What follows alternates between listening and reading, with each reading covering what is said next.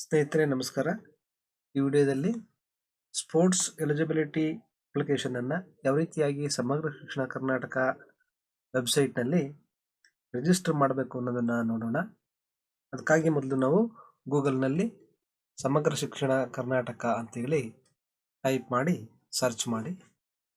ಇದರಲ್ಲಿ ಬರ್ತಕ್ಕಂಥ ಆಯ್ಕೆಗಳು ಮೊದಲನೇದು ಸಮಗ್ರ ಶಿಕ್ಷಣ ಕರ್ನಾಟಕ ಅಂತ ಇರುತ್ತೆ. ಅದನ್ನು ಕ್ಲಿಕ್ ಮಾಡೋದ್ರ ಮೂಲಕ ಓಪನ್ ಮಾಡಿ.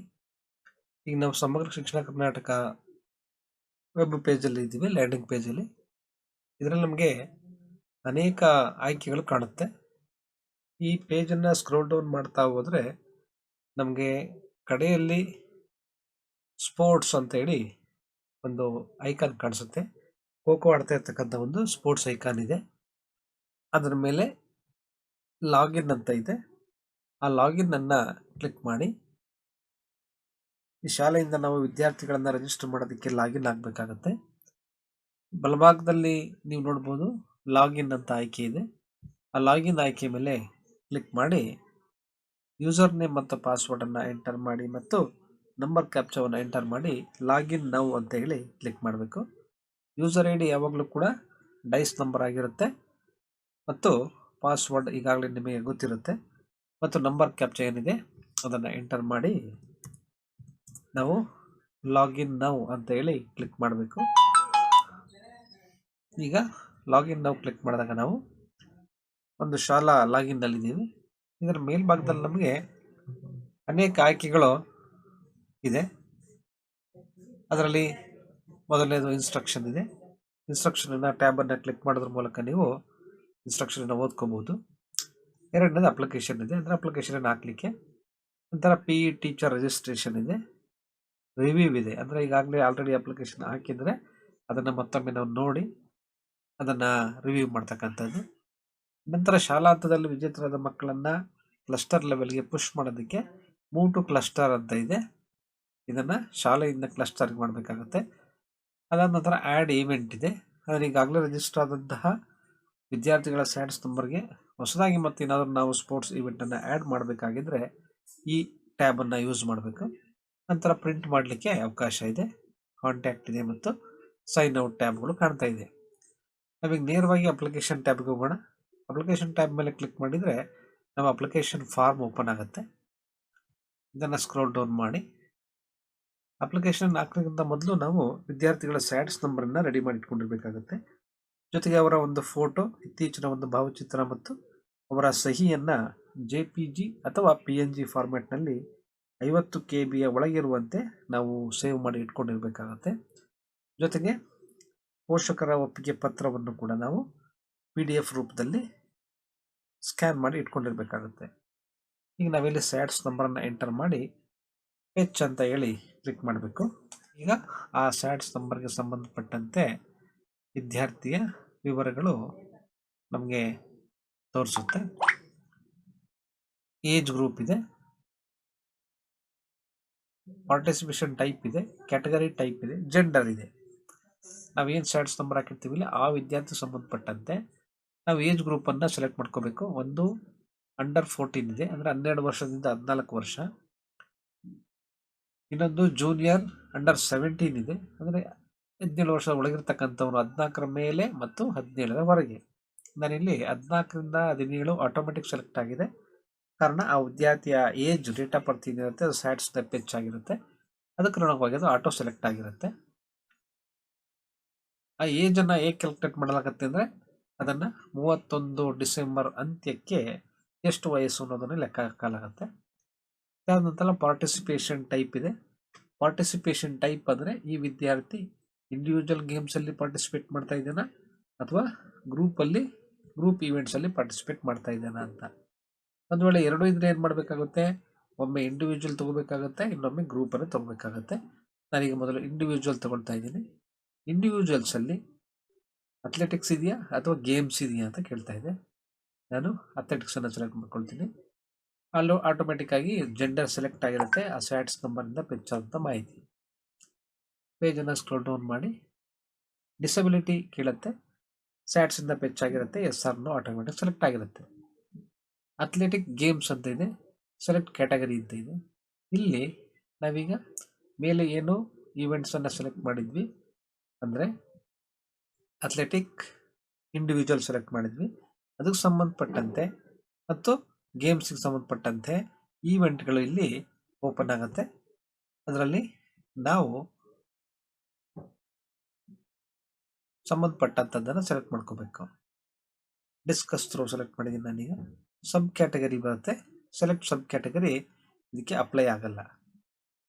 ನಂತರ ಪಕ್ಕದಲ್ಲಿ ಸಬ್ ಅಥ್ಲೆಟಿಕ್ ಗೇಮ್ಸ್ ವೆಯ್ಟ್ಸ್ ಅಂತ ಇದೆ, ಇದು ಕೂಡ ಅಪ್ಲೈ ಆಗಲ್ಲ. ಇದು ಯಾವುದಕ್ಕೆ ಅಂದರೆ ಕಬಡ್ಡಿ ಈ ಥರದ ಗೇಮ್ಗಳಿಗೆ ಮಾತ್ರ ಅಪ್ಲೈ ಆಗುತ್ತೆ. ನಾವು ಆ್ಯಡ್ ಈವೆಂಟ್ ಮೇಲೆ ಕ್ಲಿಕ್ ಮಾಡಬೇಕು. ಈಗ ಈವೆಂಟ್ ಆ್ಯಡೆಡ್ ಸಕ್ಸಸ್ಫುಲಿ ಅಂತೇಳಿ ತೋರಿಸುತ್ತೆ. ಈಗ ಪುನಃ ಇದೇ ವಿದ್ಯಾರ್ಥಿಗೆ ನಾವೇನಾದರೂ ಗ್ರೂಪ್ಸನ್ನು ಕೊಡಬೇಕಿದ್ರೆ ಗ್ರೂಪ್ ಗ್ರೂಪ್ಸನ್ನು ಸೆಲೆಕ್ಟ್ ಮಾಡ್ಕೋಬೇಕು. ಈಗ ಮತ್ತೆ ಅಥ್ಲೆಟಿಕ್ಸ್ ಮತ್ತು ಗೇಮ್ಸ್ ಅಂತ ಇದೆ, ಗೇಮ್ಸನ್ನು ಸೆಲೆಕ್ಟ್ ಮಾಡ್ಕೊಳ್ಳೋಣ. ಬಾಯ್ ಗರ್ಲ್ ಆಟೋಮೆಟಿಕ್ ಸೆಲೆಕ್ಟ್ ಆಗಿರುತ್ತೆ. ಈಗ ನಮಗೆ ಗೇಮ್ಸ್ ಮಾತ್ರ ಓಪನ್ ಆಗುತ್ತೆ. ಇಲ್ಲಿ ನೋಡಿ ಇಷ್ಟು ಗೇಮ್ಸ್ ಇದೆ. ಇಷ್ಟು ಗೇಮ್ಸಲ್ಲಿ ನಾವು ಸಂಬಂಧಪಟ್ಟಿದ್ದನ್ನು ಸೆಲೆಕ್ಟ್ ಮಾಡ್ಕೋಬೇಕು. ಈಗ ನಾವು ಕಬಡ್ಡಿ ಸೆಲೆಕ್ಟ್ ಮಾಡಿದಾಗ ಸೆಲೆಕ್ಟ್ ಸಬ್ ಇವೆಂಟ್ ಇದೆ, ಇದು ಓಪನ್ ಆಗುತ್ತೆ. ಇಲ್ಲಿ ಅಂಕಣದ ವಿವರ ತೋರಿಸುತ್ತೆ. 12 × 8 ಮೀಟರ್ ಅಂಕಣ, ಬಿಲೋ 55 kg. ಈ ಇವೆಂಟನ್ನು ಸೆಲೆಕ್ಟ್ ಮಾಡ್ಕೋಬೇಕು ನಾವು. ಮತ್ತೆ ಇಲ್ಲಿ ಸೆಲೆಕ್ಟ್ ಸಬ್ ಕ್ಯಾಟಗರಿ ಇದೆ, ಇದು ಸಬ್ ಕ್ಯಾಟಗರಿ ಓಪನ್ ಇಲ್ಲ, ಅದನ್ನು ಹಾಗೇನೆ ಬಿಡಬೇಕು. ಪುನಃ ನಾವಿಲ್ಲಿ ಆ್ಯಡ್ ಈವೆಂಟ್ ಮೇಲೆ ಕ್ಲಿಕ್ ಮಾಡಬೇಕು. ಈವೆಂಟ್ ಆ್ಯಡೆಡ್ ಸಕ್ಸಸ್ಫುಲಿ ಅಂತೇಳಿ ನಿಮಗೆ ಒಂದು ಮೆಸೇಜ್ ಕಾಣಿಸುತ್ತೆ, ಅದನ್ನು ಓಕೆ ಅಂತೇಳಿ ಕ್ಲಿಕ್ ಮಾಡಬೇಕು. ಈಗ ಆ ವಿದ್ಯಾರ್ಥಿಯ ವಿವರಗಳನ್ನು ಪರಿಶೀಲಿಸಲಿಕ್ಕೆ ವ್ಯೂ ಅಂತೇಳಿ ಕ್ಲಿಕ್ ಮಾಡಬೇಕು. ವ್ಯೂವನ್ನು ಕ್ಲಿಕ್ ಮಾಡಿದಾಗ ಕೆಳಭಾಗದಲ್ಲಿ ನಮಗೆ ಪೇಜ್ನಲ್ಲಿ ಸರ್ಟಿಫಿಕೇಟ್ ಆಫ್ ಎಲಿಜಿಬಿಲಿಟಿ ಓಪನ್ ಆಗುತ್ತೆ. ಹೆಸರು, ತಂದೆ ಹೆಸರು, ತಾಯಿ ಹೆಸರು, ಅಡ್ರೆಸ್ಸು, ಡೇಟ್ ಆಫ್ ಬರ್ತು ಮತ್ತು ವಯಸ್ಸು ಡಿಸೆಂಬರ್ 31ಕ್ಕೆ ಅಂತ್ಯವಾಗುವಂತೆ ವಯಸ್ಸು ಎಷ್ಟಾಗಿದೆ, date of joining school, admission number, year, school name, address, phone ನಂಬರ್ಗಳು ಸ್ಯಾಟ್ಸಿಂದ ಪೆಚ್ಚಾಗಿರುತ್ತೆ. ಶೈಕ್ಷಣಿಕ ವಿವರಗಳು ಮತ್ತು ಪರ್ಸನಲ್ ವಿವರಗಳು ಮತ್ತು ತರಗತಿ ಕೂಡ ಸ್ಯಾಟ್ಸಿಂದ ಪೆಚ್ಚಾಗಿರುತ್ತೆ. ನಾವಿಲ್ಲಿ ಐಡೆಂಟಿಫಿಕೇಷನ್ ಮಾರ್ಕ್ಸನ್ನು ಮಾತ್ರ ಎಂಟರ್ ಮಾಡಬೇಕಾಗುತ್ತೆ. ನಾನಿಲ್ಲಿ ಐಡೆಂಟಿಫಿಕೇಷನ್ ಮಾರ್ಕ್ಸನ್ನು ಎಂಟರ್ ಮಾಡ್ತೀನಿ.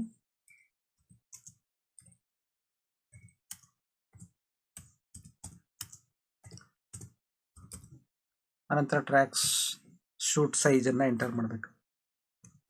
ಅಂದರೆ ಟ್ರ್ಯಾಕ್ ಶೂಟ್ ಸೈಜ್ ಬಟ್ಟೆಯ ಸೈಜನ್ನು ಎಂಟರ್ ಮಾಡಬೇಕು. ಶೂಸ್ ಸೈಜನ್ನು ಎಂಟರ್ ಮಾಡಬೇಕು. ಇದು 5 ರಿಂದ 12 ಮಾತ್ರ ಇರುತ್ತೆ. ಸಂಬಂಧಪಟ್ಟದನ್ನು ಎಂಟರ್ ಮಾಡಿ ನೀವು. ಆನಂತರ ಅಪ್ಲೋಡ್ ಫೋಟೋ ಅಂತ ಇದೆ, ಫೋಟೋವನ್ನು ನಾವು JPG ಅಥವಾ PNG ಫಾರ್ಮ್ಯಾಟಲ್ಲಿ ಅಪ್ಲೋಡ್ ಮಾಡಬೇಕು. ಚೂಸ್ ಫೈಲನ್ನು ಕ್ಲಿಕ್ ಮಾಡಿ ಫೋಟೋವನ್ನು ಸೆಲೆಕ್ಟ್ ಮಾಡ್ಕೊಳ್ಳಿ. ಇದು 50 KB ಒಳಭಾಗದಲ್ಲಿ ಇರಬೇಕಾಗುತ್ತೆ. ಅದೇ ಥರ ಸಿಗ್ನೇಚರನ್ನು ಕೂಡ ನೀವು ಚೂಸ್ ಮಾಡಿಕೊಂಡು ಅಪ್ಲೋಡ್ ಮಾಡಿ, ಅದು ಕೂಡ JPG ಅಥವಾ PNG ಇರಬೇಕು ಮತ್ತು 50 KB ಒಳಭಾಗದಲ್ಲಿ ಇರಬೇಕು. ಇನ್ನು ಬ್ಯಾಂಕ್ ಡೀಟೇಲ್ಸನ್ನು ಎಂಟರ್ ಮಾಡಬೇಕು. ಅಕೌಂಟ್ ನಂಬರ್, IFSC ಕೋಡ್ ಮತ್ತು ಬ್ಯಾಂಕ್ ನೇಮನ್ನು ಎಂಟರ್ ಮಾಡಿ ಡಿಕ್ಲರೇಷನ್ ಮೇಲೆ ಕ್ಲಿಕ್ ಮಾಡಿ. ಈಗ ನಮಗೆ ಡಿಕ್ಲರೇಷನ್ ಫಾರ್ಮ್ಯಾಟ್ ಓಪನ್ ಆಗುತ್ತೆ. ಇದರಲ್ಲಿ ಮೇಲ್ಭಾಗದಲ್ಲಿ ಚೆಕ್ ಬಾಕ್ಸ್ ಇದೆ, ಆ ಚೆಕ್ ಬಾಕ್ಸನ್ನು ಕ್ಲಿಕ್ ಮಾಡಿ ಇಲ್ಲಿ ನಾವೊಂದು PDF ಡಾಕನ್ನು ಅಪ್ಲೋಡ್ ಮಾಡಬೇಕಾಗುತ್ತೆ.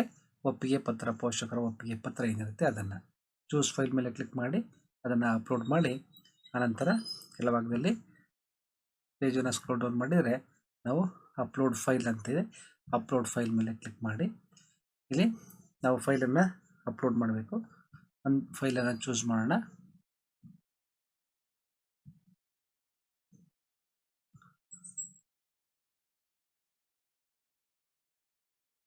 ನಂತರ ಅಪ್ಲೋಡ್ ಫೈಲ್ ಮೇಲೆ ಕ್ಲಿಕ್ ಮಾಡಿ.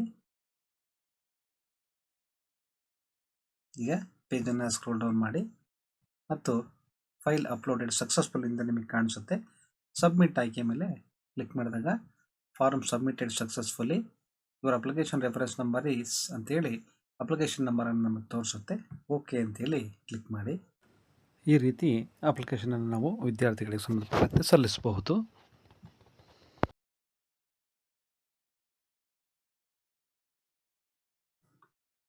ಪೆಚ್ ಅಂತೇಳಿ ಕ್ಲಿಕ್ ಮಾಡಬೇಕು. ಈಗ ನಮಗೆ ಆ ವಿದ್ಯಾರ್ಥಿಗೆ ಸಂಬಂಧಪಟ್ಟಂತಹ ಈವೆಂಟ್ಗಳನ್ನು ನಾವು ಎಡಭಾಗದಲ್ಲಿ ನೋಡ್ಬೋದು. ಅಂಡರ್ 17 5 ಕಿಲೋಮೀಟರ್ ವಾಕ್ ಇದೆ, ಅಥ್ಲೆಟಿಕ್ಸು, ಗೇಮ್ಸು, ಕಬಡ್ಡಿ ಇದೆ. ಇನ್ನೂ ಕೂಡ ನಾವು ಆ್ಯಡ್ ಮಾಡಬೇಕು ಅಂದರೆ ಇದನ್ನು ಪುನಃ ನಾವು ಕೆಳಭಾಗದಲ್ಲಿ ಮೊದಲು ಹೇಗೆ ಮಾಡಿದ್ವಿ ಅದೇ ಥರ ಇಂಡಿವಿಜುವಲ್ ಆರ್ ಗ್ರೂಪನ್ನು ಸೆಲೆಕ್ಟ್ ಮಾಡ್ಕೋಬೇಕು. Type athletics or game select ಮಾಡ್ಕೋಬೇಕು. ಮತ್ತು ಕೆಳಭಾಗದಲ್ಲಿ ನಾವು ಡಿಸಬಿಲಿಟಿ ನೋ ಇರುತ್ತೆ. ಸೆಲೆಕ್ಟ್ ಗೇಮ್ಸ್ ಇದೆ, ಅದನ್ನು ಲಿಸ್ಟಿಂದ ಸೆಲೆಕ್ಟ್ ಮಾಡ್ಕೋಬೇಕು. ಸಬ್ ಕ್ಯಾಟಗರಿ ಇದ್ದರೆ ಸೆಲೆಕ್ಟ್ ಮಾಡ್ಕೋಬೇಕು. ನಂತರ ಇಲ್ಲಿ ಆ್ಯಡ್ ಈವೆಂಟ್ ಅಂತೇಳಿ ಕ್ಲಿಕ್ ಮಾಡಿದರೆ ಪುನಃ ನಾವು ಇನ್ನೊಂದು ಈವೆಂಟನ್ನು ಆ್ಯಡ್ ಮಾಡಬಹುದು. ಇಷ್ಟಾದ ನಂತರ ನಾವು ಪುನಃ ಮೇನ್ ಪೇಜ್ಗೆ ಹೋಗಬೇಕಾಗತ್ತೆ.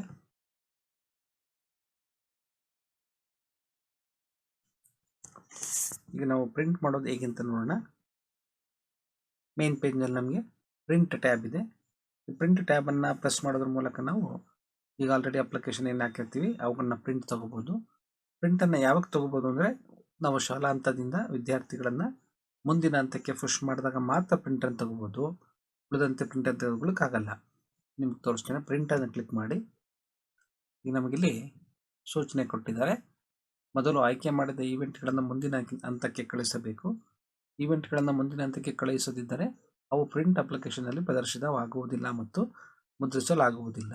ಈವೆಂಟ್ಗಳನ್ನು ಮುಂದಿನ ಹಂತಕ್ಕೆ ಕಳುಹಿಸಿದ ನಂತರ ಮಾತ್ರ ಈವೆಂಟ್ಗಳನ್ನು ಪ್ರಿಂಟ್ ಅಪ್ಲಿಕೇಶನ್ನಲ್ಲಿ ಪ್ರದರ್ಶಿಸಲಾಗುತ್ತದೆ ಮತ್ತು ಮುದ್ರಿಸಲು ಲಭ್ಯವಿರುತ್ತವೆ. ಇಲ್ಲಿ ನಾವು ಎಂಟರ್ ರೆಫರೆನ್ಸ್ ನಂಬರಲ್ಲಿ ಏನು ನಾವು ಅಪ್ಲಿಕೇಶನ್ ಸಬ್ಮಿಟ್ ಮಾಡಿದಾಗ ರೆಫರೆನ್ಸ್ ನಂಬರ್ ಬಂದಿರುತ್ತೆ, ಅದನ್ನು ಬರ್ಕೋಬೇಕಾಗತ್ತೆ. ಮತ್ತು ನೇರವಾಗಿ ನಾವಿಲ್ಲಿ ಪ್ರಿಂಟ್ ಅಪ್ಲಿಕೇಶನ್ ಕ್ಲಿಕ್ ಮಾಡಿದಾಗಲೂ ಕೂಡ ನಮಗೆ ಇಲ್ಲಿ ಎಲ್ಲ ರೆಫರೆನ್ಸ್ ನಂಬರ್ಗಳು ಬಂದಿರುತ್ತೆ. ಈಗ ನಾವು ಯಾವುದೇ ವಿದ್ಯಾರ್ಥಿಗಳನ್ನು ಮುಂದಿನ ಹಂತಕ್ಕೆ ಪುಷ್ ಮಾಡಿಲ್ಲ, ಆದ್ದರಿಂದ ಪ್ರಿಂಟ್ ಯಾವುದು ಕೂಡ ಇಲ್ಲಂಗೆ ತೋರಿಸ್ತಾ ಇಲ್ಲ.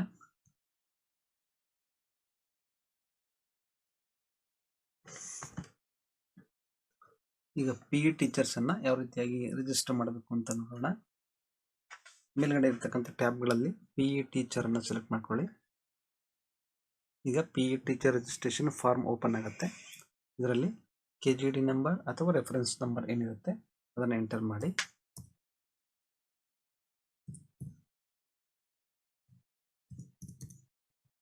ನಂತರ ನೇಮನ್ನು ಎಂಟರ್ ಮಾಡಿ.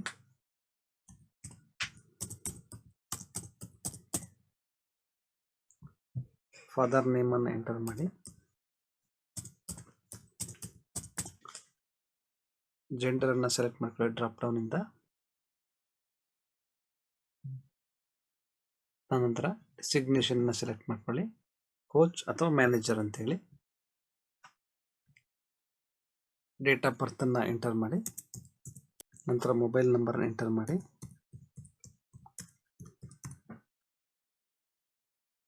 ಅದಾದ ನಂತರ ಫೋಟೋವನ್ನು ಅಪ್ಲೋಡ್ ಮಾಡಬೇಕು. ಫೋಟೋವನ್ನು ಅಪ್ಲೋಡ್ ಮಾಡಿದ ನಂತರ ನೀವು ರಿಜಿಸ್ಟರ್ ಮೇಲೆ ಕ್ಲಿಕ್ ಮಾಡಿ. ಈಗ PE ಟೀಚರ್ ರಿಜಿಸ್ಟರ್ಡ್ ಸಕ್ಸಸ್ಫುಲಿ ಅಂತೇಳಿ ತೋರಿಸುತ್ತೆ. ಇದಾದ ನಂತರ ನಾವು ರಿವ್ಯೂ ಮೇಲೆ ಕ್ಲಿಕ್ ಮಾಡಿದರೆ ನಮಗೆ print application, submitted application, pending application ತೋರಿಸುತ್ತೆ.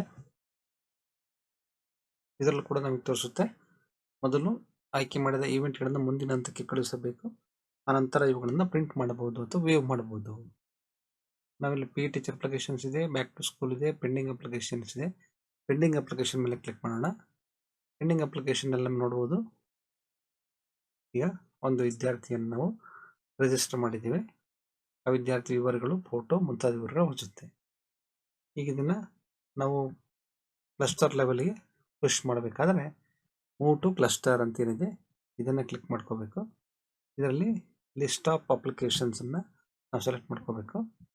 ಅದರಲ್ಲಿ ಬಾಯ್ಸ್ ಮತ್ತು ನಾವೇನೇನು ಅಪ್ಲಿಕೇಶನ್ ಫಿಲ್ ಮಾಡುವಾಗ ಎಂಟರ್ ಮಾಡಿರ್ತೀವಿ ಡೇಟಾ, ಅದೇ ಥರ ನಾವಿಲ್ಲಿ ಎಂಟರ್ ಮಾಡಬೇಕಾಗತ್ತೆ. ಆಗ ಮಾತ್ರ ಅಪ್ಲಿಕೇಶನ್ಗಳು ಓಪನ್ ಆಗುತ್ತೆ. ಗೇಮ್ಸನ್ನು ಸೆಲೆಕ್ಟ್ ಮಾಡ್ಕೊಳ್ಳಿ. ಅಂದರೆ ನೀವು ಯಾವ್ದು ಹಾಕಿದ್ರೆ ಅದು ಹೆಚ್ಚು ಅಂತೇಳಿ ಕ್ಲಿಕ್ ಮಾಡಿ. ಇಲ್ಲಿ ಸೆಲೆಕ್ಟ್ ಕ್ಯಾಟಗರಿ ಬರುತ್ತೆ. ಇದರಲ್ಲಿ ನೀವು ಯಾವ ಕ್ಯಾಟಗರಿ ಸೆಲೆಕ್ಟ್ ಮಾಡಿದ್ರಿ